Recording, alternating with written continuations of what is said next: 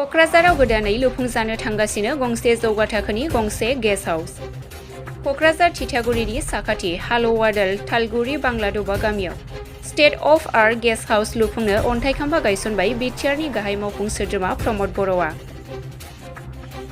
बिटिआरखौ गासै बिथिङाव जौगाहोनायनि थांखिजों गाहाय मावफुं सोद्रोमा प्रमद बर'आ दासान्दि बिटिआरनि दाब दाब जायगायाव गोबां गेदेर गेदेर जौगालु बिथांखिफोर मावफुंनायनि अन्थाइ खाम्फा गायसनगासिनो थानाय बायदि दिनैबो क'क्राझारनि मोननै जायगायाव जौगाथायारि बिथांखि मावफुंनायनि अन्थाइ खाम्फा बेखेवदों। गिबियै क'क्राझार सोहोरजों नांजाबनाय हाब्रुबारियाव टाउन हल काम अडिट'रियाम लुफुंनायनि थाखाय अन्थाइ खाम्फा बेखेवनायनि उनाव थिथागुरिनि सानजा फारसे साखाथियाव थानाय हालौवादाल थालगुरि बांलादबा गामिनि 10 बिगा हायाव गेस्ट हाउस लुफुंनायनि अन्थाइ खाम्फा बेखेवनानै होयो बिटिआरनि गाहाय मावफुं सोद्रोमा प्रमद बर'आ। जोंहा मोननै गिदिर हाबाफारि जोङो फुंनिफ्राय मावफुंदों।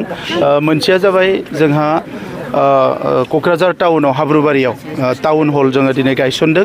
24 कौटिनि बेसेबा गिदिर टाउन हल जियानोखि फैबाय थानाय समाव बे क'क्राझार टाउननि बायदिसिना हाबाफारिफ्रा बेवहायनो खुंजागोन जोबोद गोनां जाना दङमोन।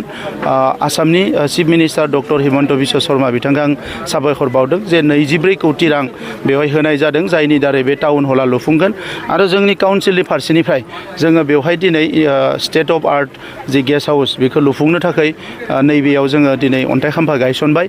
दा बे स्टेट अफ आर्ट गेस्ट हाउसाव जोंहा VVIP देशनि गिदिर गिदिर आलासिफोर फैयोब्लाबो एबा बिदेशनि आलासिफोर फैयो गासैबो बेवहाय थानो हानायनि बेबस्था जागोन। दा नंखायनो बे मोननै खामानिखौ मावफुंनो एबा जागायनो आखायाव लानानै जोबोद गोजोननाय मोनदों आरो बेयो जथेस्थ' गोनांमोन। जों सरकार फैनायनिफ्राय गोबां सेन्ट्रेल मिनिस्टारफोर स्टेट मिनिस्टारफोर फैदों आरो क'क्राझाराव मालाबा थानो उसुबिदा जायो जायनि थाखाय जोङो BRPL आव गुबुन गुबुन गेस्ट हाउसाव दोनहरनो गोनां जायो।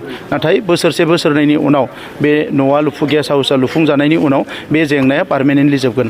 गेस्ट हाउसा बेसेबां? बेबो 24 करोड़। क'क्राझाराव स्टेडियाम लुनाया अलरेडि बियो इन प्रिन्सिपल एप्रुभ जाबाय। 110 कौटिनि मोनसे स्टेडियाम बेवहाय लुनाय जागोन। साइ स्टेडियामखौ आपग्रेड खालामनायनि उनाव नैबे मोनसे स्टेडियामखौ मोनोबा क'क्राझाराव जोङो इन्टारनेशनेल थाखोनि गेमफोरखौ स्पर्ट्सफोरखौ बेवहाय खुंनो हागोन। लकेसना KDSA हा दंखायो गौरांनि हरै साइडआव।